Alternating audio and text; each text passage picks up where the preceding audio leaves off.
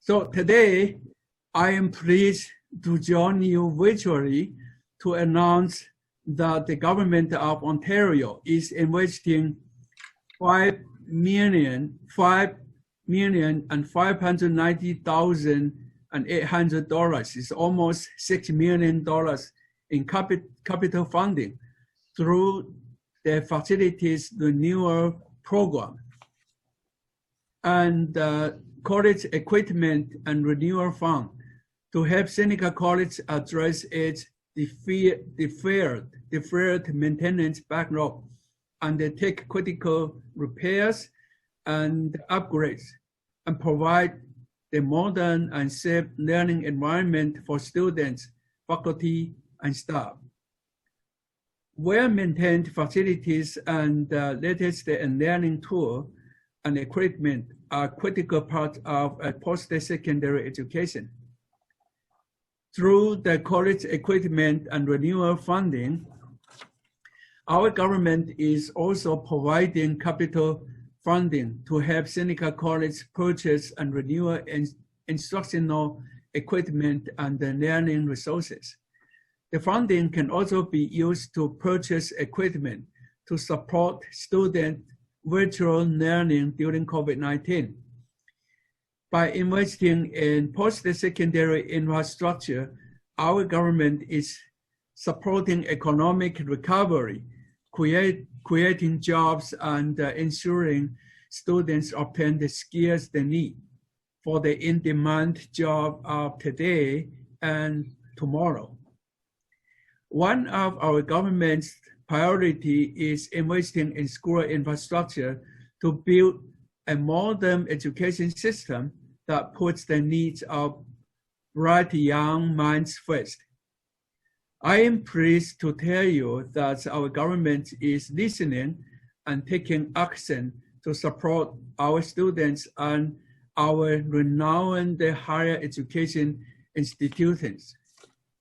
With that said, I want to extend my sincerest congratulations to President Agnew and Seneca College faculty and staff on receiving this important investment, which demonstrate confidence in the college, the students, and the future. I look forward to a brighter day ahead of us all. I know that Seneca College will lead the way as it continues to shine its light on the value of higher learning. Thank you. So I will go back to Dennis. Thank you, Vincent, for your remarks. Our next speaker is President of Seneca, David Agnew. Well, thank you very much, Dennis, and of course to MPP Ke, thank you very much, and through you, thank the government for this funding support. You've been a great supporter. You're a great supporter of Seneca, and we've appreciated. We've missed you on campus, but of course, these days we're keeping our campus populations to a minimum. But we look forward to the day that we can welcome you back. So this is a delightful announcement for us because, of course, it's tackling two key issues for us. One is our facilities renewal. Some of our buildings go back all the way to the late 60s and certainly the 70s and 80s. And so part of what this funding will do on the facilities side, it will allow us to reinvest, to modernize those facilities, to frankly make them more energy efficient, more sustainable. It's not the most exciting kind of stuff when you're replacing boilers and lights, but I can tell you it makes a big difference not only to our bills, but also to the environment on campus. So that's terrific. But of course, another very important part of this funding is on the learning side, on the instructional equipment side, and particularly with how we have had to move to right now mostly virtual, but in the future certainly more virtual kind of teaching and learning environment. This is going to be very important because in fact we're able with this money to increase and improve our digital infrastructure as well as some of our teaching labs. So altogether it's very, very helpful. You know, we've got some on-campus activity happening now in limited numbers. but we're not really being able to take advantage of the entire campus. What this is allowing us to do, the silver lining a little bit of the kind of shutdowns, allowing us to renew our facilities where we have the resources to do so, and this funding will help with that. And so when we are able to kind of reopen the doors fully, and it's safe to return to campus in larger numbers, it'll be an even better experience for our students. So again, through you, MPP Ke, thank you very much to the government. This has been very, very helpful. It certainly helps us not only improve our learning environment, but also our sustainability. One of the pleasures we had of welcoming you with the Premier to our Center for Innovation, Technology, and Entrepreneurship in our riding. I'm very pleased to let you know that we've just very recently received the gold level certification from LEED, from the Green Building Council of Canada, and so our commitment to sustainability is advanced by these funds. So thank you so much. To Seneca David. Yes, sir. Yeah. Okay. My question is that the traditional university system compared to right now trying to the digital university system, I believe is different. So since we have a very good example on the e-commerce, so Amazon get most of the e-commerce business. Right now, if that become a new normal, that means digital university may become a new normal. That means Seneca will be competing with universities all over Canada and also around the world. So how you anticipate this change for future? So, thank you. Yeah, so that's a great question. I mean, obviously, we have to think about not just the now time, but once we're back into whatever normal looks like post pandemic. And I think you're right. I think that I say the pandemic has kind of fast forwarded us at least 5 or 10 years on a journey that we are on anyway. And so when we come out of this on a more permanent basis, we will be more virtual. We're hearing that from our students. We're hearing that from our employees that they'd like to go down that direction further. They don't want to be 100% virtual in all cases. They don't want to be 100% online. They look forward to the opportunity to come back to campus, to mix with their fellow employees, to do collaborative projects together in the same room. But they're seeing the advantage from a convenience point of view, from a cost point of view, because you don't have to commute every day to campus and so on, of doing more online. Of course, some of our programs you cannot do completely online, even if you wanted to. Those are the ones with practical components, the nursing programs, the aviation programs, the engineering programs. You need to spend some time in labs. And in fact, this money announced today is going to be helpful in that regard. We're building a beautiful new lab for our flight services students and one of the projects that's being supported is a safety trainer out of this money. And so it's really about, I think, giving more options to students so they can spend more time, frankly, studying and learning and less time commuting. And of course, for many of our students who are working part-time, this also gives them more flexibility to work. For those who are taking care of family members, more flexibility to take care of their family members. I think you asked about sort of, does this kind of put us into competition or at least into a different kind of market? And I think it does, and I'm very excited about that because I think we're in a great position to attract students who do want to study 100% online from literally all over the world. And we're seeing that now. We have international students who are studying with us who don't necessarily even want to come to Canada. They're not, their ambition is not to come here and to obtain a PR status and citizenship and stay.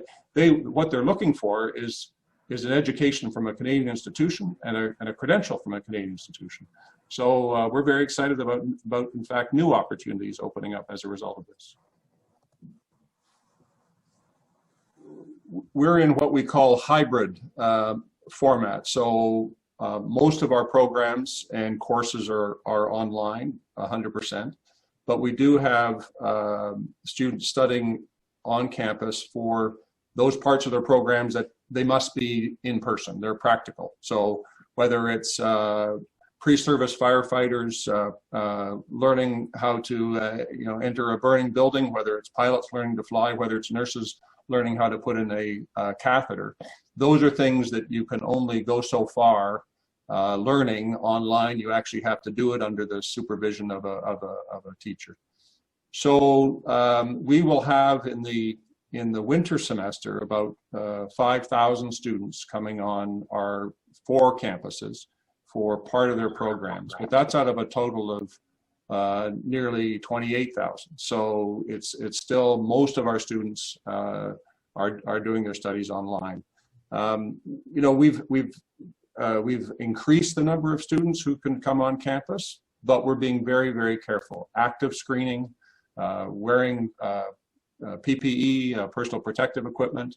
None of our spaces are open other than the labs. So the library is not open, the computing commons, the cafeteria. They're just coming on to do what they need to do, and then they're leaving again. And that's keeping as many people as we can safe. All of our staff is working remotely unless they have to be on campus for those courses. We actually have even when it was very challenging to come to Canada as an international student, we were welcoming international students, and we have several hundred coming to campus and to Canada for the winter semester. So there's a very rigorous process, as we would want, in terms of quarantining and safety protocols. And we're certainly helping the students where they need to be assisted in that. But yes, we will have a significant number of international students, even for those who are in programs that are completely online. Many, of course, still want to come to Canada to be here, to come back on campus when they're able to, and also to start to get the Canadian experience, which you can obviously better here. So yes, we will see more international students coming. This question back to the David of Seneca too. So this is a short-term question. I know that some universities, they do lose revenues from international students. So that means, I know university is not like an enterprise. They may not run on the profit and loss scheme, but how you compensate, I mean, if there's the fact that, I mean, not many international students enroll for this semesters, and then Seneca is losing revenue, how you make up those losses? Thank you. Yes, no, we're not a private business, but if we don't have revenues, we can't keep the lights on and pay our employees. So it's very important. In fact, we've been very fortunate that we have not lost enrollment. We've actually done reasonably well during the pandemic.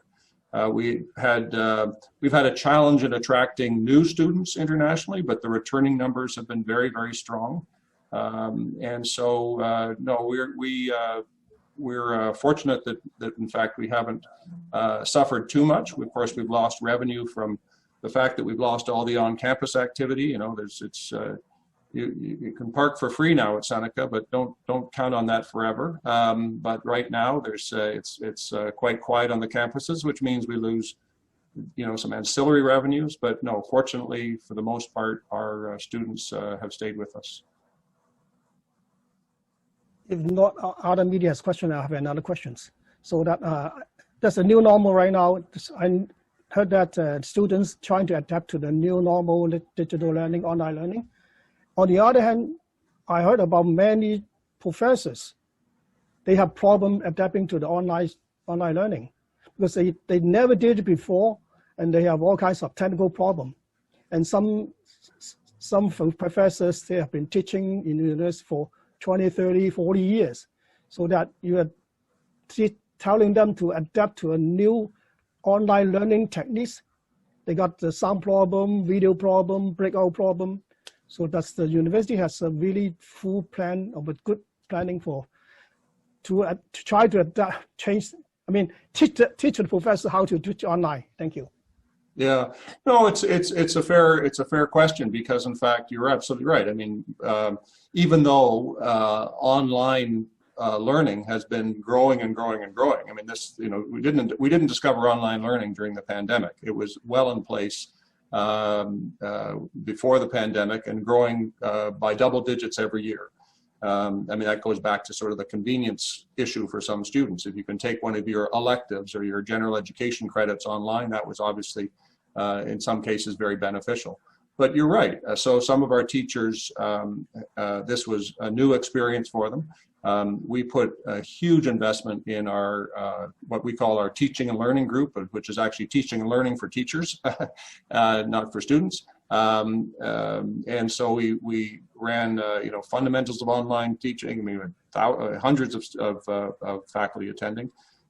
It's interesting. It's not even related necessarily to age, because we had some older professors who were very savvy in technology and had made the transition very easily. We also paid a lot of attention to the students, because even though, as we all assume, young people are, you know, completely used to the technology, not all of them adapted all that well. And I think that's partly why, when we look down the road, you know, online, 100% online learning is for some people, and it's not for everybody. And so we'll always have in-person classes, because that's going to be the better way of learning for some of our students. What the future holds for us is more choice, and I think that's a good thing. Okay, so the question asked about discipline of learning. I heard about some students, they attend online learning, online classes. They are not in the room. They are not in their home. They are not in their study, but they are on a shopping mall. So the student is dating with her boyfriends, drinking bubble tea, wandering in the mall, and then attending the online class at the same time. So what's the opinion about us? I probably guess that's not very typical. But at the end of the day, it's not about, you know, we don't mark for attendance. We mark for performance and how you did on your assignments and your tests. So if you want to hang upside down from you know, the ceiling and learn, that's okay with me, as long as you do well in your tests and your assignments. So if bubble tea's, you know, the inspiration for you, then bubble away. I know. I agree. That's right. So you count on the performance, not the time you really attend to the virtual. I have some friends that told me his son, when he was in the university, Toronto University, he never saw the professor in the fourth semester, but he get past the test. So what? I know it depends how you really want to learn. It's not really your attitude. Okay. Yeah, it's good, David.